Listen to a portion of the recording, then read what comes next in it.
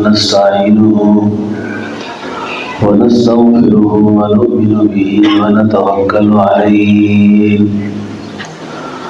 ونعوذ بالله من شرور أنفسنا ومن سيئات أعمالنا من يهده الله فلا مضل له ومن يضلله فلا هادي له ونشهد أن لا إله إلا الله وحده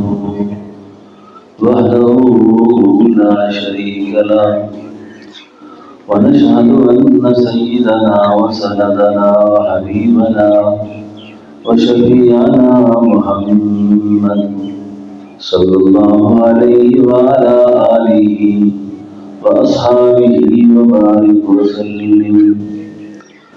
أعوذ بالله من الشيطان الرجيم. بسم الله الرحمن الرحيم. ألف لام ميم. ذلك الكتاب لا ريب فيه هدى للمتقين. وقال تعالى: ومن أعرض عن ذكري فإن له معيشة ضنكا. آمنت بالله صدق الله مولانا العظيم. إن الله وملائكته يصلون على النبي يا أيها الذين آمنوا صلوا عليه وسلموا تسليما. اللهم صل على روح محمد في الأرواح. اللهم صل على جسد محمد في الأجساد. اللهم صل على قبر محمد في القبور.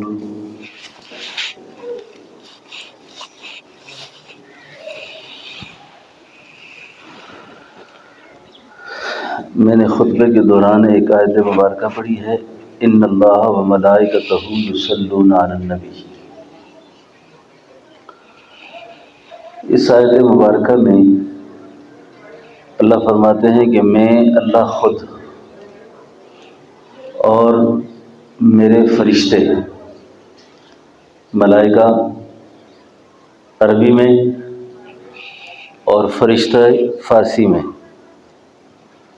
یصلون علی النبی صلاۃ بھیجتے ہیں، یعنی درود پڑھتے ہیں. درود فارسی میں کہتے ہیں اور صلاۃ عربی میں کہتے ہیں. اس سے نبی کریم صلی اللہ علیہ وسلم کے مقام، آپ کی بلندی کا اور آپ کی عظمت کا آپ اندازہ لگائیں.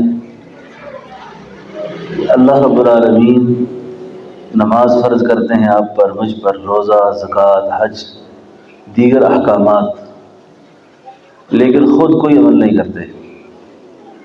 لیکن نبی کریم صلی اللہ علیہ وسلم پر درود خود بھی پڑھتے ہیں. آپ کو یہ بات سمجھ آ رہی ہے؟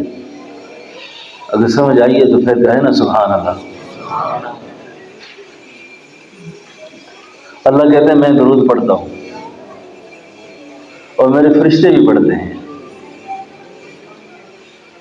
حدیث شریف میں آتا ہے کہ جو فرشتہ ایک بار حاضر ہو کر روزہ اطہر پر درود پڑھتا ہے، قیامت تک دوبارہ اس فرشتے کی باری نہیں لگتی.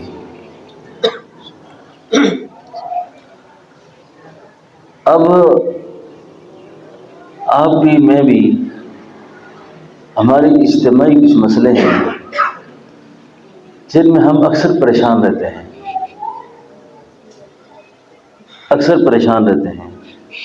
آپ میں کوئی ایسا آدمی ہے جو پریشان نہ ہو؟ کیوں مفتی صاحب؟ جو پریشان نہیں ہے وہ انسان ہی نہیں ہے. لیکن ان پریشانی کے اندر رہتے ہوئے آدمی کی زندگی پرکیف رہے، غموں میں رہتے ہوئے آدمی خوشحال رہے. کوئی عارف کہتے ہیں زندگی پرکیف پائی، گرچہ دل پر غم رہا. ان کے غم کے فیض سے میں غم میں بھی بے غم رہا. تو کیسے ہو کہ میں اس غم کے اندر بھی غمگین نہ رہوں؟ یہ بات اچھی ہے کہ نہیں؟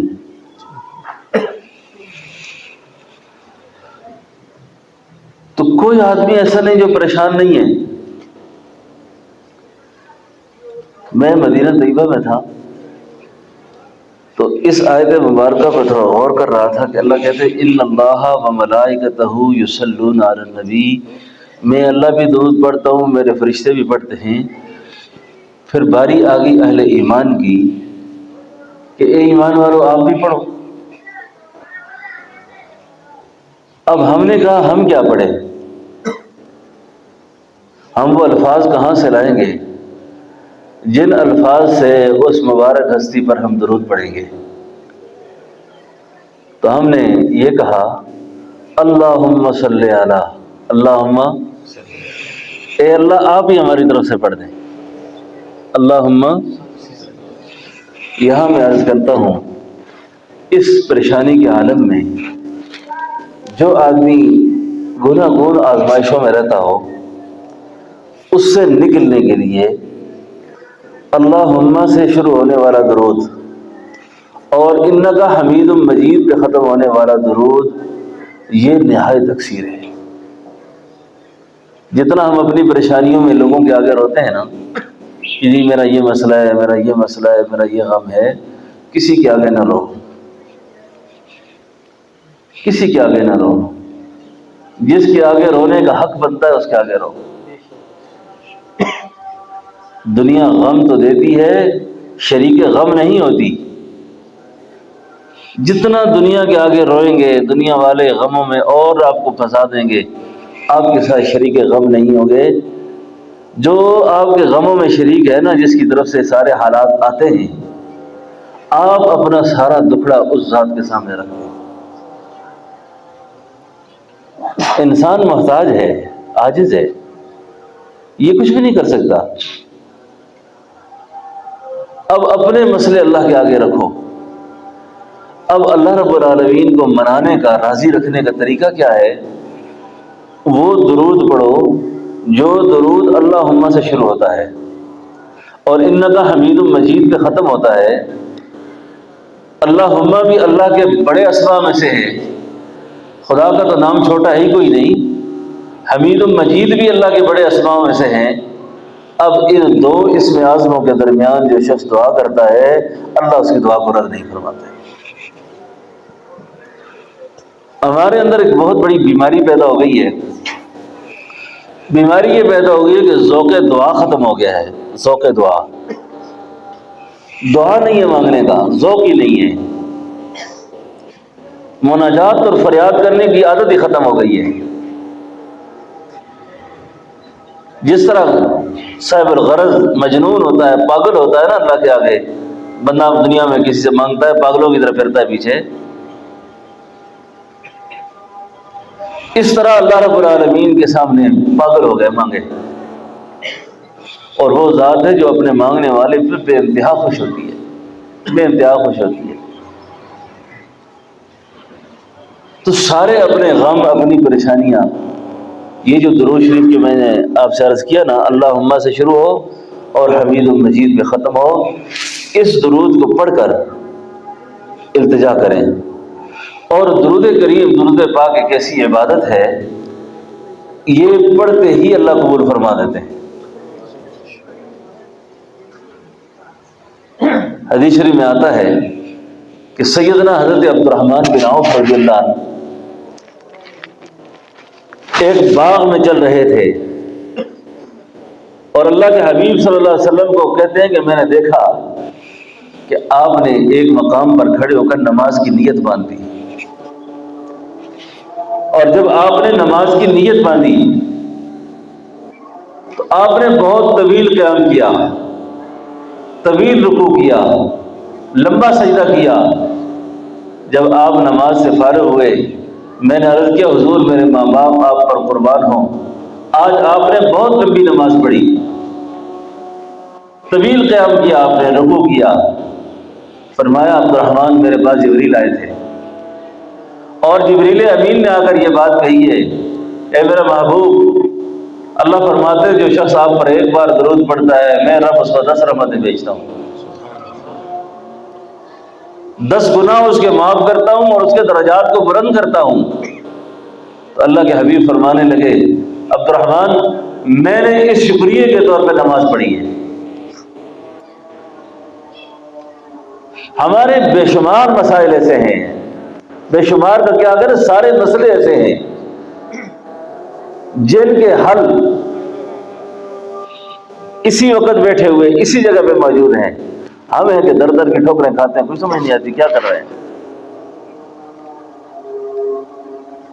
کوئی سمجھ نہیں آتی۔ آزمائش آتی ہے یاد رکھیں ایمان کے بقدر، ایمان کے بقدر، یعنی کسی بندہ مومن کے لیے یہ گنجائش نہیں ہے کہ وہ اللہ سے یہ فریاد کرے کہ یا اللہ مجھ پر آزمائشیں نہ آیا کریں۔ بھئی قرآن کہتا ہے ایمان کے ساتھ آزمائش لازم ملزوم ہے۔ پھر کیا ہم آزمائشوں کو مانگتے رہیں اللہ سے؟ نہیں، بلکہ یوں دعا کریں کہ اے اللہ ایسی آزمائشیں آئیں جو مجھ پہ گزر جائیں اور مجھے پتہ ہی نہ چلے، اللہ اس سے بھی قادر ہے۔ اور کئی دفعہ ہوتا ہے بھی ایسا ہے کہ آدمی حادثات کا شکار ہوتے ہوتے بچ جاتا ہے، بجلی کا کرنٹ لگتے لگتے بچ جاتا ہے، زلزلوں کے اندر سارے لوگ بھاگ کھڑے ہوتے ہیں، اس کی نیند ہی ختم نہیں ہوتی، اس کو پتہ ہی نہیں چلتا۔ تو یہ کتنی بڑی آزمائش ہوتی ہے جو بندے پہ گزر جاتی ہے اسے پتہ نہیں ہوتا۔ تو یوں اللہ سے دعا کرے کہ اے اللہ، لیکن اگر بالفرض یہ آزمائشوں نے گھیرا ہوا ہے ابھی، اس سے نکلنے کا جو راستہ ہے، اس سے نکلنے کا جو راستہ ہے وہ ہے تنہائی میں بیٹھ کر درود پاک پڑھ کر اللہ سے اپنی فریاد کریں۔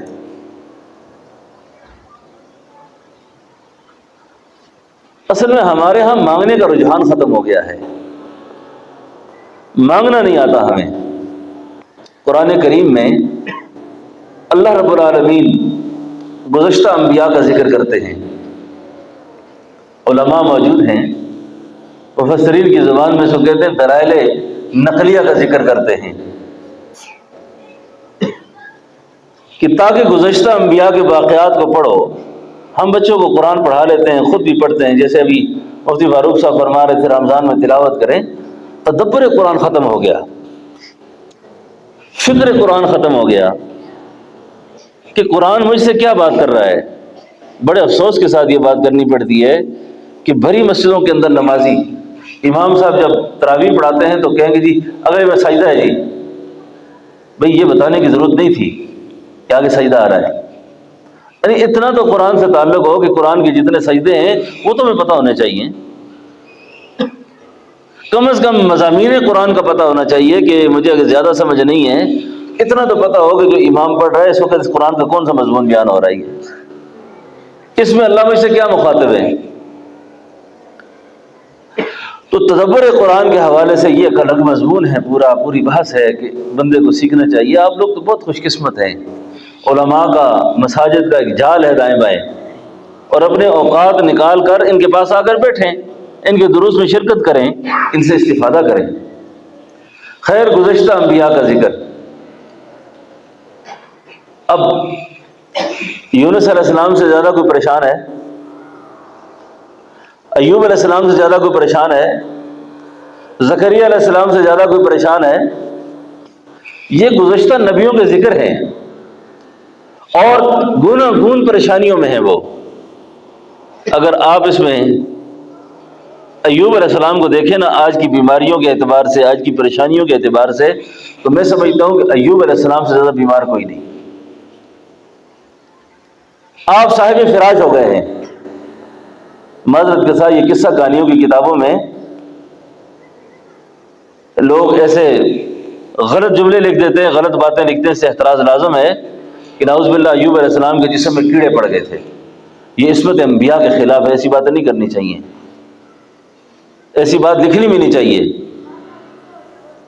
عصمت انبیاء بہت نازک مسئلہ ہے، عزت رسول ایک نازک مسئلہ ہے، اور جہاں تمام انبیاء کا ادب احترام اور ان کی عصمت کا مسئلہ نازک ہے، وہاں تو نبی آخر الزمان صلی اللہ علیہ وسلم کی عصمت کا مسئلہ اور زیادہ نازک ہے. اس لیے گفتگو کرتے وقت انبیاء کے بارے میں جب بھی بات ہو نا، شیخ سعدی کہتے ہیں با خدا دیوانہ باش، با محمد ہوشیار باش، خدا کے ساتھ پاگل ہو کر بھی بات کرو کوئی مسئلہ نہیں ہے، لیکن نبی کے ساتھ جب بات کرنی ہو نا تو زبان کو بہت احتیاط سے چلاؤ. ادھر زبان پھسلتے نہیں ہے بندہ کافر ہو جاتا ہے ادھر سے. اس لیے انبیاء علیہ السلام کی ذات کو موضوع بحث بھی نہیں بنانا چاہیے، ان کی شخصیات پر بحث نہیں کرنی چاہیے. تو ایوب علیہ السلام بیمار ہو گئے، اتنی بات کافی ہے. صاحب فراش ہو گئے، اور کتنے بیمار ہوئے، اتنے بیمار ہو گئے، اتنے بیمار ہو گئے کہ چلنا پھرنا اٹھنا بیٹھنا مشکل. اس کیفیت میں اور ازواج جو ہیں وہ بھی رفتہ رفتہ آپ کا ساتھ چھوڑ گئی، ایک بیوی ساتھ رہ گئی. جہاں بیماری نے ڈیرا لگایا اس کے ساتھ غربت نے ڈیرا لگا دیا، غریبی نے آ کے پکڑ لیا. دعا کریں اللہ رب العالمین زندگی کے کوئی دور بھی ہمیں غریبی کا نہ دکھائے. اور خاص طور پہ حدیث میں آتا ہے کہ جب بوڑھا ہو جائے نا، بڑھاپے کی غریبی اللہ سب کو بچائے. جب ارذل العمر ہو جائے، پیسے بھی جیب میں نہ ہوں، جی ماحول بھی اس کے لیے سازگار نہ رہے، اولاد بھی نافرمان ہو جائے، کوئی پوچھنے پاچھنے والا نہ ہو، تو یہ بڑا نازک وقت ہوتا ہے. اس کے لیے حالت نعمت کے اندر جب اللہ کی نعمتوں کی برسات ہو اس وقت اللہ کا شکریہ زیادہ کرنا چاہیے. لیکن ہماری بدبختی یہ ہے کہ خدا کی طرف سے اگر نعمتوں کا وسیع ہوئی تو ہم نافرمانیوں پہ آ جاتے ہیں. سہ کر کھانے کی عادت ختم ہو گئی ہے کہ کوئی ایسی حرکت نہ کریں. جیسے بھی رمضان آ گیا نا، مومن کا رزق بڑھ گیا جی، فوٹو نکال کر فیس بک پہ لگا دیے، 10 چیزیں سامنے پڑی ہوئی ہیں سٹیٹس پہ لگا دیا. یہ میں تو اگر آپ محسوس نہ کریں انتہائی کمینگی سمجھتا ہوں اس کو. کسی مسلمان کی دل آزاری نہیں کرنی چاہیے، کسی کے دل کو خفا نہیں کرنا چاہیے. آپ کے بہن بھائیوں میں پتہ نہیں کتنے ایسے ہوں گے جن بیچاروں کو ایسی چیزیں میسر ہی نہیں ہیں، کھانا میسر ہی نہیں ہے، تو آپ ان کے آگے ایسی چیزوں کی نمائش کرتے ہیں.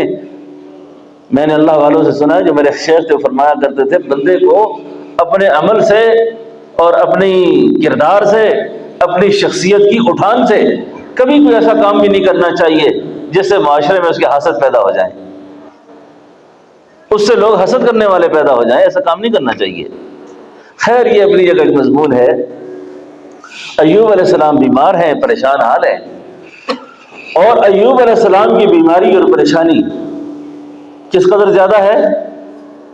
اب بیویاں تک ساتھ چھوڑ گئیں. ایک بیوی ہے جو شہر میں جاتی ہے، مزدوری کرتی ہے، آٹا کما کے لاتی ہے، روٹی کما کے لاتی ہے، اور اس کے نرم نرم لقمے بنا کر ایوب علیہ السلام کے منہ میں ڈالتی ہے. اور ایوب علیہ السلام اس بیوی کے انتظار میں رہتے ہیں کہ یہ میرے لیے کھانے کا انتظام کرے گی. آج کے اس جدید دنیا کے اندر ایک مسئلہ ہے، اس کی بھی تھوڑی سی بات کر لوں. مفسرین نے لکھا ہے کہ یہ جو آج کل ایک دنیا میں فتنہ چل پڑا ہے نا، کیونکہ کفار کے اندر تو خاندانی نظام نہیں ہے نا، وہ ہمارے نظاموں کو بھی تباہ کرنا چاہتے ہیں کہ جی کزن میرج ٹھیک نہیں ہے. علماء نے لکھا ہے کہ یہ ایوب علیہ السلام کی باقی بیویاں تو چلی گئی تھی، ایک بیوی جو رہ گئی تھی نا، اس کا صرف ایک رشتہ اور بھی تھا ایوب علیہ السلام سے، کہ یہ رشتے میں ماموں کی بیٹی تھی. یہ ماموں کی بیٹی تھی، اس کو اس رشتے کا بھی لحاظ تھا. یہ آج جو دنیا میں افراتفری مچی ہوئی ہے نا جی، یہ خاندانی نظام تقسیم کرنے کی سازشیں ساری. ورنہ حضور کریم صلی اللہ علیہ وسلم کی سیرت میں ایسی کوئی بات نہیں ہے کہ آپ جو ہے نا قریبی رشتہ داروں سے شادیاں نہ کریں، قریبی رشتہ داروں سے شادی نہ کریں. پر یہ ایک الگ موضوع علماء کو دے کے جا رہا ہوں، اس پہ غور کرتے رہیں گے بعد میں. خیر بیوی لقمہ بنا کے لاتی ہے. ایوب علیہ السلام بیوی سے کہہ رہے ہیں آج مجھے ذرا باہر جانے کی حاجت ہے، قضائے حاجت ہے میری، مجھے کسی کھیت کے اندر کھلیان کے اندر بٹھا کے آ جاؤ، اور مجھے جب تقاضے سے فارغ ہو جاؤں گا تو میں تجھے آواز دوں گا، اشارہ کروں گا، مجھے آ کے اٹھا کے لے جانا.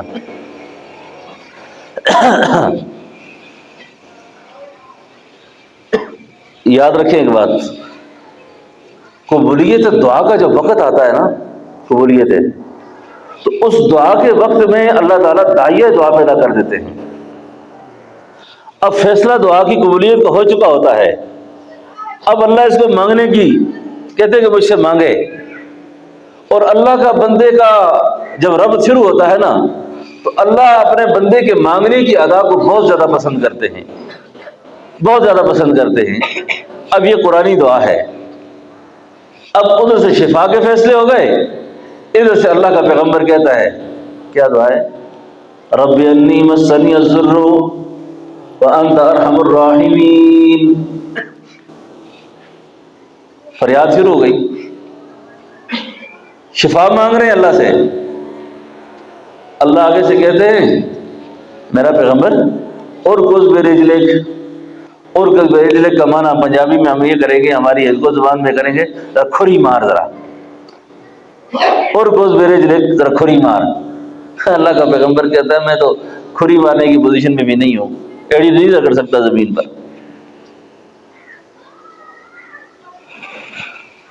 مولانا حکیم اسحاق صاحب ایک عالم نے کتاب لکھی ہے طب قرآن سے، ھذا مغتسل بارد و شراب۔ وہ کہتا ہے یہ ٹھنڈا پانی جو ہے نا جسم کا علاج ہے۔ آج کہتے ہیں ٹھنڈے پانی سے علاج نہ کرو، اللہ نے ایوب علیہ السلام سے کہا یہ ٹھنڈا پانی تمہارا علاج ہے، ٹھنڈا پانی علاج ہے۔ مولانا حکیم عبدالغفار ذوقی وہ کہتے ہیں طب قرآن سے اگر بیمار کا علاج کرنا ہو تو ٹھنڈے پانی سے کرو۔ آج ہندوستان کے اندر اور باہر دنیا کے اندر ایسے اسپتال قائم ہو چکے ہیں جس کے اندر صرف اور صرف مریض کو ٹھنڈے پانی میں بٹھایا جاتا ہے، اور وہ دلیل قرآن کی اس آیت کو رکھتے ہیں کہ ایوب علیہ السلام کو اگر اللہ نے شفا ٹھنڈے پانی سے دی ہے تو اس کا مطلب یہ ہے کہ ٹھنڈا پانی مضر صحت نہیں ہے، اور کس کے لیے مضر صحت ہے وہ ایک الگ مسئلہ ہے۔ خیر، ایوب علیہ السلام کو اللہ نے شفا دے دی۔ جب شفا ہو گئی نا، یہ ایک صحت مند جوان کی طرح کھڑے ہو گئے، اور جب چلنے لگے نا تو بیوی راستے میں انتظار کر رہی ہے۔ اب بیوی انتظار میں کہ میرا خاوند آئے گا۔ ہمارے شیخ ہند کو زبان بولا کرتے تھے، ان کو فرمانے لگے کہ یہ جو بیوی ہے نا یہ اپنے خاوند سے کہتی ہے اور پراوا ادھر بڑا پرا خاوند گیا تھا ایوب تو دیکھا تو نہیں کرے، میرا خاوند گیا تھا تو نے دیکھا تو نہیں کہیں۔ ایوب علیہ السلام کا موڈ ہوا خوشطبی کرنے کا دل ہوا، ایک خوشطبی کی، باقی اللہ نے منع کر دیا کہ ایوب اس سے زیادہ اس سے خوشطبی نہ کرنا، یہ پہلے سے زیادہ پریشان ہے، کیونکہ بیمار خود پریشان ہوتا ہے لیکن اس کو جو سنبھالنے والا ہوتا ہے اس سے زیادہ پریشان ہوتا ہے۔ زیادہ خوشطبی نہیں، اتنی خوشطبی کی گنجائش ملی۔ پوچھتے ہیں وہ تیرا خاوند ایوب جو تھا کس طرح کا آدمی تھا؟ وہ آگے سے کہتی ہیں زیادہ تو پتہ نہیں لیکن جوانی میں اس کے یہ گال جو تھے بالکل تیری طرح تھے۔ ہاں ہمارے ان کو میں کہتے تھے جڑیاں یہ کھوکھا جڑی ہے نا بالکل اس نال ہوئیاں، آپ کی جو یہ گال ہے نا بالکل اس طرح تھے۔ وہ کہنے لگے اللہ کی بندی میں ایوب ہوں، میرا پیغام پہنچا دیا جا کے مکان سے لا مکان، اے میری آہ بے نوا تو نے کمال کر دیا۔ وہ کیسی فریاد تھی، کیسی دعا تھی کہ جس دعا نے سیدھا اللہ کی بارگاہ میں پہنچ کے ایوب کو شفا دلوا دی۔ تو بات عرض کرنے کا مقصد یہ ہے کہ اللہ رب العالمین اپنے بندے کی دعائیں بھی سنتے ہیں، پکار اور فریاد کو بھی سنتے ہیں، اور ہر وقت تیار ہیں کہ بندہ مجھ سے مانگے تو صحیح کوئی۔ لیکن اس وقت ہمارا ذوق دعا ختم ہو گیا ہے، مانگنے کا جذبہ ہی ختم ہو گیا ہے، مانگنے کا رجحان ہی نہیں ہے ہمارا۔ اب یونس علیہ السلام کو دیکھیں کتنی پریشانی میں ہے کہ اللہ خود ان کی بیماری ان کی پریشانی کا ذکر کر کے کہتے ہیں وَظَنُّونِي إِذْ ذَهَبَ مُغَاضِبًا فَظَنَّ أَن لَّن نَّقْدِرَ عَلَيْهِ فَنَادَىٰ فِي الظُّلُمَاتِ۔ صرف ایک ہی اندھیرا نہیں ہے، کتنے اندھیرے ہیں جس میں یونس علیہ السلام پریشان ہیں، لیکن ان اندھیریوں کے اندر، اس پریشانی کے اندر جس وقت یونس علیہ السلام نے اللہ کو پکارا نا اور پکار کے کہا لا الہ الا انت سبحانک، لا الہ الا انت سبحانک انی کنت من الظالمین۔ میں تھکا ہوا بہت، بیمار بھی ہوں، سفر بھی کبھی کر کے کئی پروگراموں سے آیا ہوں، آپ کیوں خاموش ہیں؟ میں پیری مریدی سے ہٹ کے خطیبانہ انداز میں آنا چاہتا ہوں، تو آپ سبحان اللہ تو کہنا کون سے کیوں کری صاحب؟ لا الہ الا انت سبحانک انی کنت من الظالمین. اللہ کی تسبیح بیان ہوئی، فریاد. اوہو، اس تسبیح نے وہ ہلچل مچائی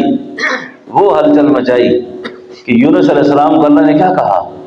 وَإِنَّ يُونُسَ لَمِنَ الْمُرْسَلِينَ إِذْ أَبَقَ إِلَى الْفُلْكِ الْمَشْحُونِ فَسَاهَمَ فَكَانَ مِنَ الْمُدْحَضِينَ لَلَبِثَ فِي بَطْنِهِ إِلَى يَوْمِ يُبْعَثُونَ.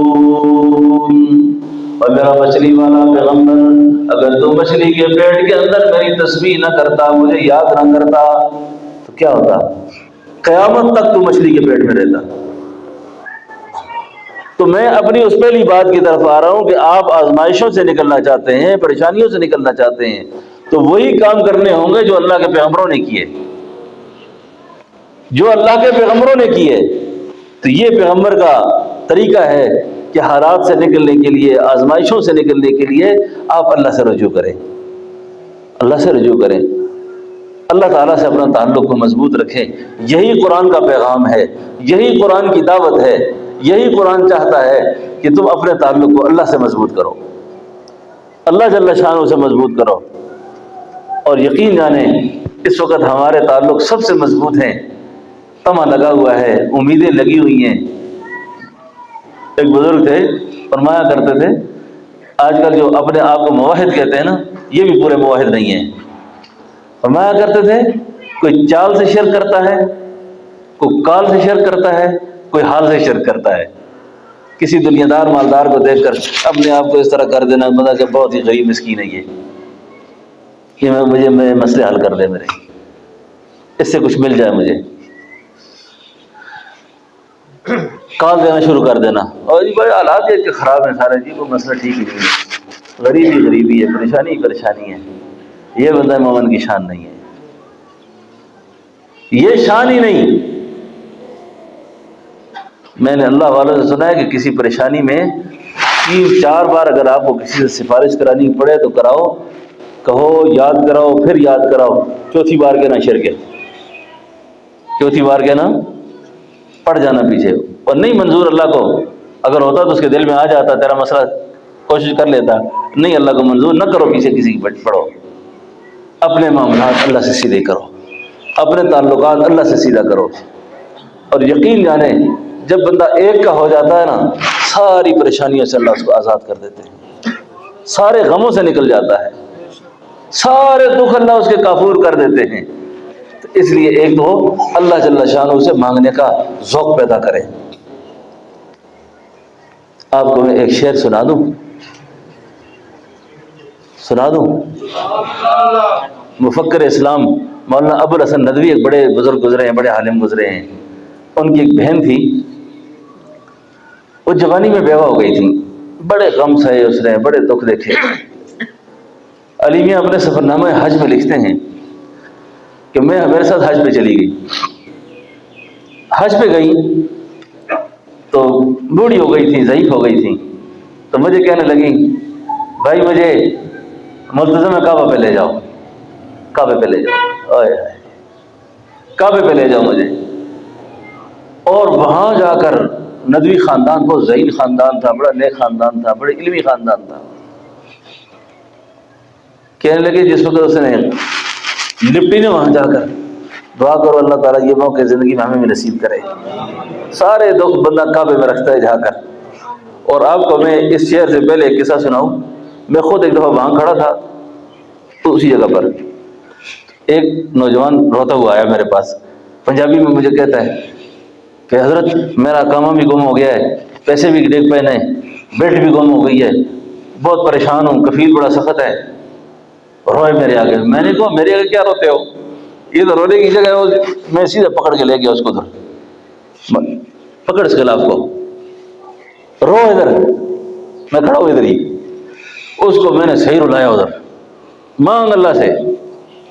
آپ یقین کریں ذمہ داری سے کہتا ہوں، میری اس نصیحت پر اس نے رویا ادھر سے ہی.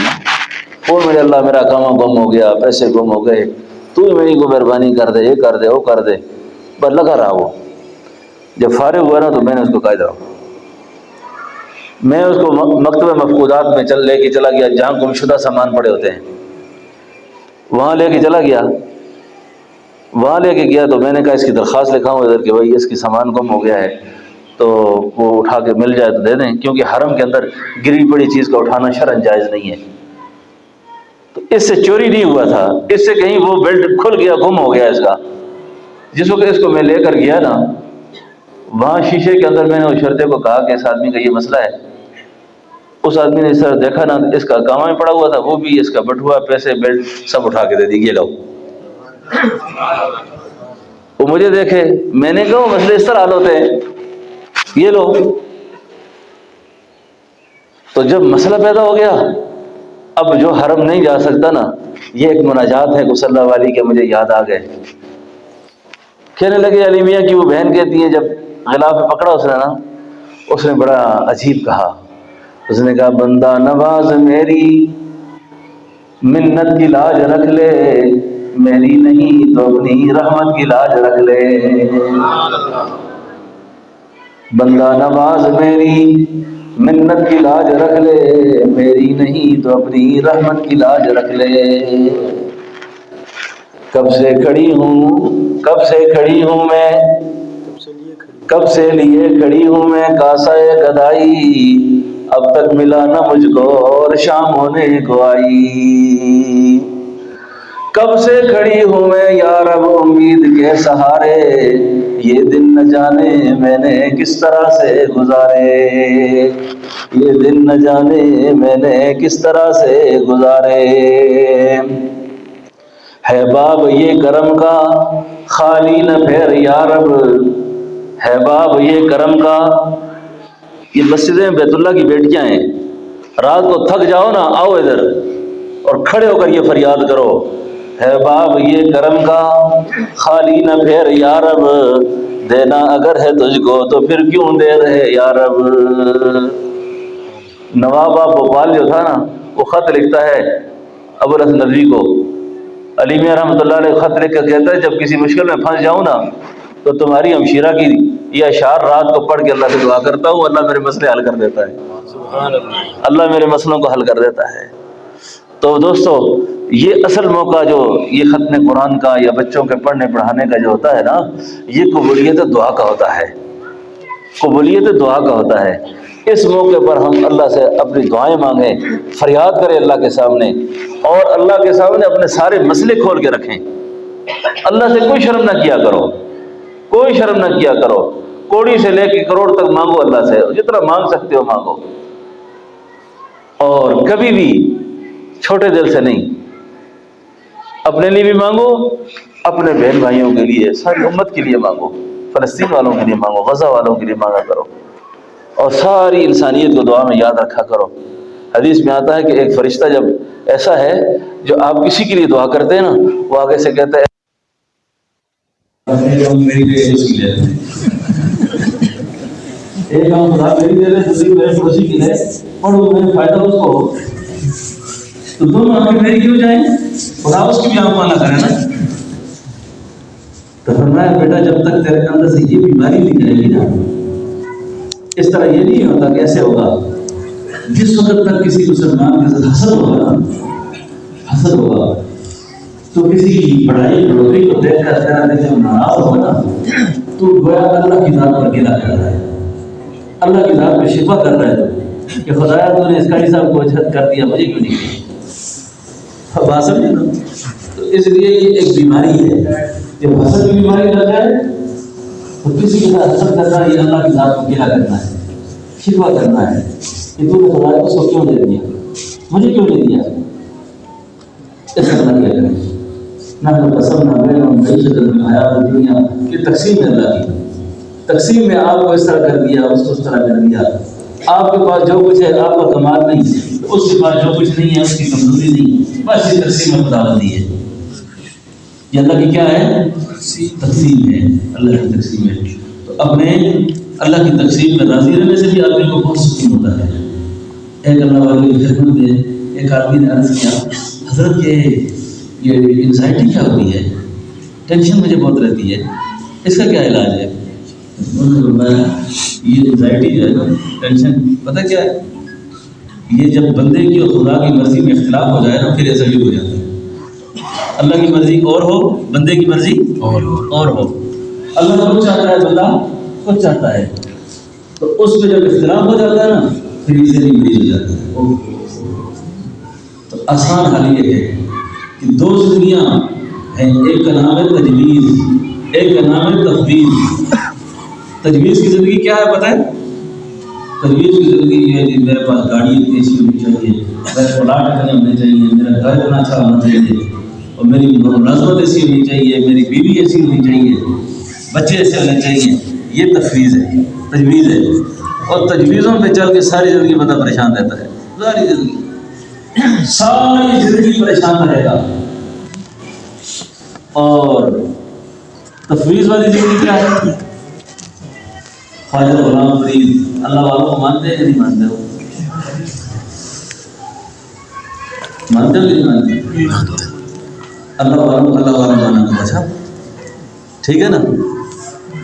حضرت میں آپ کو بڑی دلچسپ بات سناؤں، آئیے یہ تو کر لوں، وہ شیخ نہیں ہے مدینہ منورہ میں سرف رحمان والے، بڑے معروف ہیں جی، لیڈی ٹیم پہ آتے ہیں، کیا نام؟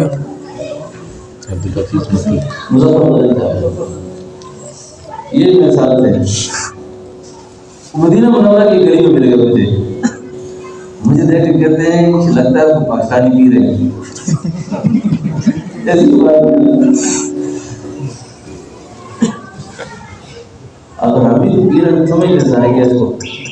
تو میں نے ان سے کہا کہ میں تو آپ کو بہت سننا بہت پسند کرتا ہوں، آپ کو آپ لوگوں کے عقائد کی بہت اصلاح کرتے ہیں۔ خیر جب آدمی دوسرے سے ملنا ملانا نہیں ہے نا مولانا زکریا صاحب، تو پھر آدمی ڈھونڈے فاصلے ہوتے ہیں، جب ملنا ملانا ہو نا تو کافی سارے فاصلے آدمی کے کم ہو جاتے ہیں۔ میں نے ان کی بڑی تعریف کی، میں نے کہا بہت اچھے آدمی ہیں، آپ کی ویڈیو میں نے سنے ہیں، بہت یہ ہے وہ ہے۔ تو انہوں نے کہا میں مدینہ یونیورسٹی میں میرا بیٹا پڑھتا ہے، یہ ساتھ سے میرے۔ میں نے ان سے کہا ارے وہ صحیح سمجھے گا، مزہ بھی لے گا اس بار۔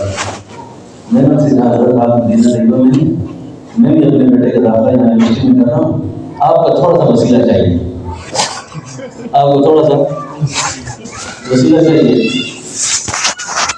چونک گیا میں نے صاحب یہ کہا حضرت ہم وسیلے کے اتنے ہی قائل ہیں جتنا میں آپ کو یہ بات کر رہا ہوں، اس سے زیادہ وسیلہ آپ نہیں مانتے۔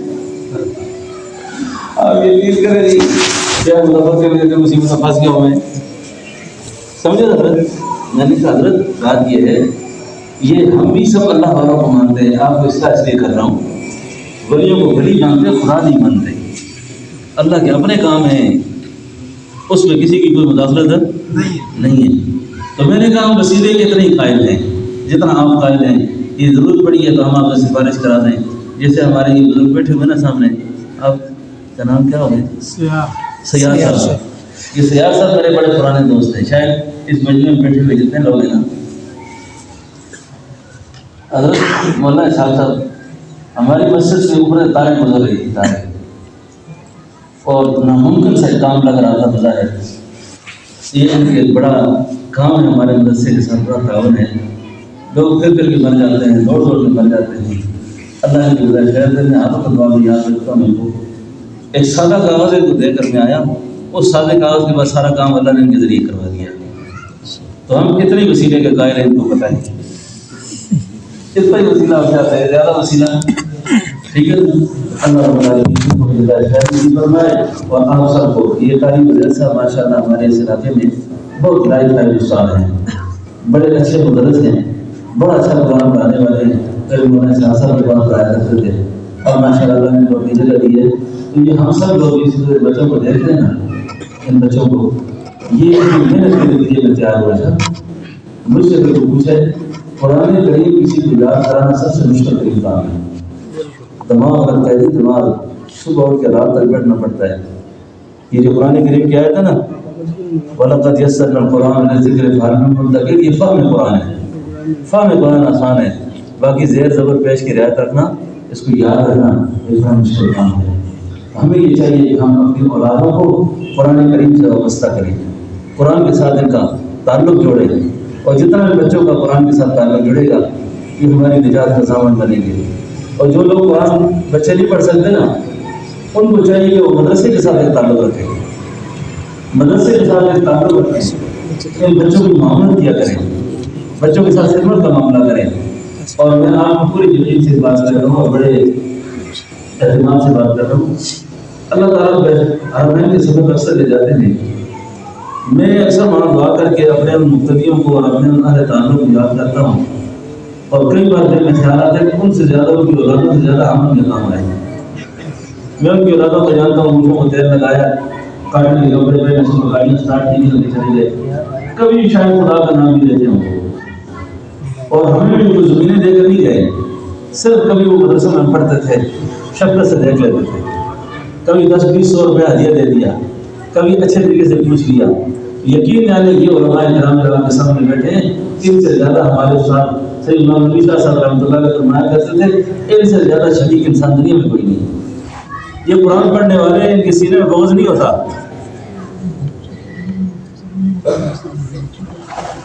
میں سودا بیچ رہے ہیں آپ کا پہلے تصویر ایسی گا حضرت فرمایا اپنا بیان آپ دعا کر رہے ہیں۔ اب اتنی بات ہوئی تھی، ہو گئی ہے، اس سے زیادہ کیا بات کریں گے؟ جان ہوگی تو اور بھی کرا تھا، بس کچھ بھی ہوٹل دے سکے تو ان بچوں کے ساتھ شفقت کا معاملہ کیا کریں، ان کے ساتھ مہربانی والا معاملہ کیا کریں۔ یقین جانے یہ آپ کے بہت بڑے محسن ہیں، بہت محسن ہیں۔ مرنے کے بعد اولاد اتنا یاد نہیں کرتی جتنی یہ بچے آپ کی یاد کرتے ہیں، وہ تعلق یاد کرتا ہے۔ پیارے صاحب نے میرے ساتھ اتنی مہربانی کی تھی، آپ کو مجھے پتہ ہی نہیں ہوگا، ہم قبروں میں ہوں گے، یہ ہمارے پیچھے دعائیں کریں گے۔ اور آج کل ہم نے جو اپنا وظیفہ پکڑا ہوا ہے نا، وہ پتہ کیا ہے؟ اولادیں میرے سے کریں گی، ختم پڑھاؤ گی، ختم۔ ہمارے پاس غریب مسکین طالب علم ہوتے ہیں، کون ختم پڑھتا ہے؟ پڑھتے تو ختم تو طالب علم بیٹھے ہوتے۔ مجھے تو نہیں یاد میں طالب علم پورا ختم پڑھا ہوگی، سوارے پکڑائے، ہاں جی اتنا پڑھ کے فارغ ہو گئے سب، دیکھ آئے دکھایا کیا، چلو یہ اپنے بچوں کو پڑھاؤ گے، آپ سے میرے پڑھے۔ قدرت کی بات آپ کو سناؤں، ہمارے مدرسے سے کافی بچوں کو لے گیا، کافی دیر ہو میں نے فون کیا، بھائی آئے نہیں ہو؟ کہتے جی وہ اپنی ماں کی قبر پہ لے گئے اور زبردستی میں بٹھایا ہوا ہے، وہ ویڈیو بنا رہا ہے، کہتے تم قرآن پڑھو، تم قرآن پڑھو، اور ویڈیو اپنے بھائی کو دکھا رہے ہیں کینیڈا کے اندر کہ یہ ماں کی قبر پہ قرآن خوانی ہو رہی ہے۔ لا حول ولا قوت الا باللہ۔ ایک کام ویڈیو بنانے لے گئے، فوٹو بنانے لے گئے، اور یہ کام کریں گے ہم، اپنی اولادوں کو قرآن پڑھاؤ، دین پڑھاؤ۔ یقین کرو کہ اپنی اولاد سے بڑھ کر فائدہ کوئی نہیں پہنچا سکتا آپ کو۔ سورہ اخلاص آج کل ہمیں صحیح طریقے سے نہیں ڈالی۔ آخری ایک بڑی عبرتناک بات کروں، بات کو ختم کرتا ہوں۔ اور میرے خیال صاحب ایک آدمی میرے پاس آیا بڑے آرام سے، مجھے کہتا ہے پشتو میں کہتا ہے، یا صاحب پشتو میں کہہ رہے ہیں، پھر سے ماں خوب دل دے، مجھے میری ماں کہتی ہے زور پہ بلاڑے، میں آگ میں کھڑی ہوں۔ اتنا خواب ہے، اتنا خواب ہے کہ ماں کہتی ہے بیٹا میں آگ میں کھڑی ہوں، جا گیا۔ میں نے کہا تو صدقہ خیرات کرو گے؟ کہتے جی کچھ بھی نہیں پاس۔ میں نے کہا آپ کو قرآن کریم کی صورت میں بتاتا ہوں، حدیث میں آتا ہے جس وقت یہ صورت مبارکہ نازل ہوئی تھی 70,000 فرشتے اس کے ساتھ آئے تھے، یعنی سورہ اخلاص، سورہ اخلاص کے نزول کے وقت 70,000 فرشتے آئے تھے۔ اور اللہ کے حبیب نے فرمایا جو شخص اس صورت کو 3 بار پڑھ لیتا ہے نا، ایک قرآن کریم کا ثواب اللہ پہنچاتا ہے۔ میں نے کہا یہ صورت پڑھا کرو، آگے سے کہتا ہے جی یہ صورت بھی نہیں آتی مجھے۔ میں نے اس کو یاد کرائی، تھوڑی بہت اس کو یاد کرائی۔ میں نے کہا یہ ہر نماز کے بعد 3 بار پڑھ لیا کرو، اللہ تمہاری ماں پہ رحم کرے۔ اس کے اٹھنے سے پہلے مجھے خیال آیا کہ یہ ماں باپ کی کمزوریاں بندے کو پتہ ہوتی ہیں اپنی۔ میں نے سوچا کہ اس آدمی سے پوچھوں کہ تمہارے ماں باپ میں کیا کمزوری تھی جو میں نہ کروں۔ اب دیکھیں نا عذاب کا ہونا کوئی غلط نہیں ہے نا، اولاد تو پاگل ہو جائے اگر سنجیدگی ہو اس میں کہ یار میری ماں کہہ رہی ہے میں عذاب میں ہوں، اب سو سکتا ہے بندہ ہی؟ کہنے لگا حضرت آپ نے پوچھ لیا تو بتاتا ہوں، 6-7 بہن بھائی ہیں، جب تک میرے ماں باپ زندہ رہے کسی باغی نے بھی سکھ کا سانس نہیں لیا۔ ایک روٹی زیادہ ہو گئی، ایک آٹے کا پیڑا زیادہ ہو گیا، تیری ماں ہوتی تیری پیو ہوتی فلاں ماں دادی کی گل یہ دیکھی کیا ہوتا ہے۔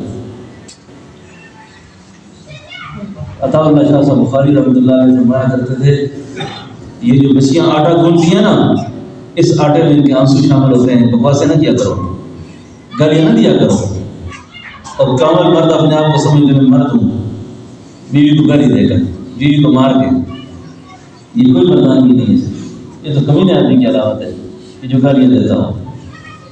اور ساس سسر بھی اپنا حق سمجھتے ہیں گالیاں دینے کو۔ یہاں کے پیڑ ہے اس کا ایک آدمی میرے پاس آیا، مجھے کہتا ہے پھر صاحب میرے اللہ نے بڑے فضل بہت بڑی مہربانی اللہ میں خیر ہو، کبھی ناتی پتر جنانی ساس کیا کہتے ہیں بیٹی بہو میرے سامنے بیٹی کو نہیں سکتا، مطلب اس کو باتیں بیان کی نا، کوئی بیٹی مجھ سے بات نہیں کر سکتی، بیٹا بات نہیں کر سکتا، بیوی بات نہیں کر سکتی، یعنی میرا گھر رہتا روگ ہے، اس کو تو میں نے نہیں کہا، لیکن دل میں نے کہا تو انسان ہے، یہ کوئی انسانیت کی بات ہے؟ اللہ کے نبی کی زندگی میں تو اگر آپ بیٹیوں کو دیکھو تو بیٹی کے ساتھ اتنی شدت ہے کہ بیٹی کے آنے پر اللہ کے نبی کھڑے ہو جاتے ہیں، کھڑے ہو جاتے ہیں اور بیٹی کا احترام کرتے ہیں۔ آپ یہاں بیٹھ جاؤ بھائی، حضور کی زندگی تو یہ ہے۔ حنین کی قیدیوں میں ایک خاتون آئی، یہ اللہ کے نبی کی دعوت ہے، یہ پیغام ہے، یہ آج بچوں نے قرآن پڑھا یہ اس کا پیغام ہے۔ یہ ایک عورت آئی، صحابہ اس کا کھانا پیش کرتے ہیں، وہ خاتون آگے سے ایک صحابی کو کہتی ہے اپنے نبی سے جا کر کہو میں تمہارے نبی کی بہن ہوں، ادھر ملنے آئے مجھے۔ صحابی فرمانے لگے میرے نبی کی بہن ہی کوئی نہیں، آپ کون ہو؟ اس نے کہا جاؤ اپنے نبی سے کہنا تمہاری بہن تمہیں یاد کر رہی ہے، بلا رہی ہے تمہیں۔ سیرت کے اسباب کو بھی پڑھے، وقت نہیں ہے ابھی، میں کچھ شرح صدر ہو گیا حضرت کے کہنے کے بعد، لیکن اب وقت کم ہوتا جا رہا ہے۔ سبحان اللہ، اللہ کے نبی خیمے میں آئے قیدی خاتون کے پاس، اب بہن بھائی سے تعارف کروا رہی ہے، کہتی ہے میرے قریشی بھائی، میرے قریشی بھائی، میرا اور آپ کا بچپن اکٹھا گزرا ہے، میں اور آپ بچپن میں اکٹھے رہے۔ اللہ کے حبیب خاموش، فرمایا بچپنے کے اندر میری اور آپ کی اندر لڑائی بھی ہو گئی تھی، اور آپ اپنے دانت مبارک مجھے گاڑے تھے، اس کے نشان اب بھی ہیں۔ اللہ کے نبی پوچھنے لگے تو اماں حلیمہ کی بیٹی شیمہ تو نہیں ہے؟ نے کہا شیمہ ہوں، اور اس نے اپنے تعارف میں یہ بھی کہا تھا کہ قریشی بھائی جہاں منہ رکھ کر آپ نے دودھ پیا وہیں سے میں نے بھی پیا ہے۔ رضاعت کے رشتوں کا عرب میں اب بھی احترام ہے، اس وقت بھی احترام تھا۔ بہن کو لے کر حضور اپنے گھر آئے، جب گھر آئے نا، گھر آئے اعلان فرمایا بھائی کا گھر بہن کا ہوتا ہے، بھائی کا گھر آج بھی ختم ہو گئی، اتوار والے دن کہتے بعد سال لگا کے جاؤ بہن نہ آ جائے، بہن نہ آ جائے گھر میں۔ حدیث میں آتا ہے کہ بہن کے گھر جاؤ تو آپ میں کچھ لے کے نہیں جایا کرو، خالی ہاتھ نہ جایا کرو، یہ احترامات سے کھائے۔ بہن کو گھر لے کر آئے شیمہ کو، اور فرمایا یہاں رہنا چاہو تو بھائی کے گھر حاضر ہے، جانا چاہو تو بیٹیاں بہنیں اپنے گھروں میں اچھی لگتی ہیں، کہا میں جانا چاہتی ہوں۔ اللہ کے نبی نے 2 گھوڑے منگوائے یا 2 اونٹ منگوائے، پورے ساز و سامان کے ساتھ اپنے بہن کو گھر سے رخصت کیا۔ آج تو قرآن کو کون مانتا ہے؟ اس گاؤں برہمن سے آگے گاؤں ہے، ایک خاتون میرے پاس آئی، بوڑھی اماں، کہنے لگی استاد جی مجھ سے بہت بڑا گناہ ہوا ہے۔ بوڑھی اماں کہتی ہے ٹیکسلا کی عدالت میں جا کے میں نے جج کے سامنے کھڑے ہو کے بیان دیا ہے میری دھی کوئی نہیں، میری بیٹی کوئی نہیں، 3 بیٹیاں ہیں، بھائیوں نے کہا بیٹوں نے کہا تاکہ وراثت میں کو حصہ نہ مل جائے. میں نے کہا کیوں بیان دیا آپ نے؟ کہتے ساری بیان نہ دوں تو مار کھاؤں گے. بیان نہ دے دی تو کہاں سے خالی کریں؟ اب بہت پریشان ہوئے. آپ یقین کریں وہ بوڑھی بھی مر گئی. ان کی زمینوں کو بھی مجھے ایک ایک پورے حدود اربا کا پتہ ہے. اس زمین کے ساتھ بعد میں کیا ہوا ہے، کیا ہوا ہے اس زمین کے ساتھ. آج قرآن کو بس کچھ ڈالا ہوا ہے. وراثت کو کوئی نہیں مانتا، تقسیم شریعت کو کوئی نہیں مانتا. پھر اس کے نتیجے کے اندر ابھی تک کوئی جیلوں میں پڑے ہوئے، اگلوں میں اختلاف ہو گیا، اس سے اگلے میں اختلاف ہو گیا. ایک 9 مرلے زمین سب کو لے بیٹھی، قتل و قتال تک آ گئے، مارنے مرانے تک آ گئے. بوڑھی ادھر گئی، بیٹے ادھر گئے، زمینیں ادھر گئی. اس لیے خدا کا واسطہ ہے قرآن کو بس کچھ نہ ڈالیں، قرآن کے ساتھ تعلق رکھیں. جب قرآن کے ساتھ تعلق ہوگا تو یہ سارے مسائل میرے اور آپ کے اللہ پاک ٹھیک کریں گے. اپنے بچوں کو قرآن کی تربیت دیں. قاری عزیر صاحب کے ساتھ تعاون کریں. میں بھی بہت عرصہ یہاں باڈا ٹاؤن میں رہا، اب وہاں بادر موڑ میں ہوں، تو میں تو حیران ہو گیا کہ ابھی تک وہ قاری عزیر صاحب کی مسجد بنی کیوں نہیں ہے. پتہ نہیں. چاہیے تو یہ تھا کہ یہ سارے کام یہاں مکمل ہو چکے ہوتے. کیا خیال ہے آپ کا؟ ہونا چاہیے اللہ تعالیٰ. مسجد کی مجھے چلے گا نہیں کہا تھا. یہ چندہ مانگنا بیان کر کے ایسا ہوتا ہے جیسے بیان ضائع کر دیا آپ نے، کیونکہ لوگ آگے سے گپ شپ بنا دیتے ہیں. لیکن بات بہت ضروری ہے، بات بہت ضروری ہے. میں اور آپ جب آئندہ آئیں گے نا انشاءاللہ، یہاں عظیم الشان مسجد تعمیر ہوگی، سارے کام ہو چکے ہوں گے. اس وقت پتہ نہیں میں خیال آیا یار میں کیوں نہیں استعمال ہوا. اللہ کے نبی کی بہترین جو کام تھے نا، جس میں بہت زیادہ خوش ہوتے تھے، وہ مسجد کی تعمیرات تھی، مسجد کی خدمت تھی. علماء موجود ہیں. ایک صحابی ہے جن کا نام ہے تمیم داری، حضرت تمیم داری. تمیم داری نے مسجد نبوی میں چراغ روشن کیا تھا. چراغ کے روشن کرنے پر اللہ کے حبیب مسجد میں تشریف لائے. پوچھو آج چراغ کس نے روشن کیا ہے؟ ایک صحابی نے فرمایا حضور یہ آپ کا دیوانہ ہے تمیم، یہ تمیم داری نے کیا ایسا. چراغ کے روشن کرنے پر حضور اتنے خوش ہوئے، فرمایا وہ میری کوئی بیٹی ہوتی تو آج میں تمیم کے نکاح میں دے دیتا، تمیم کے نکاح میں دیتا. صرف چراغ روشن کیا، مطلب یہ کہ برف لگایا ہوا، ایک لائٹ آن کی ہے. تو ایک صحابی نے فرمایا حضور میری بیٹی آپ کی بیٹی ہے، آپ نکاح کرا دیں سے. تو دوستو اللہ کے نبی اتنے خوش ہوتے تھے.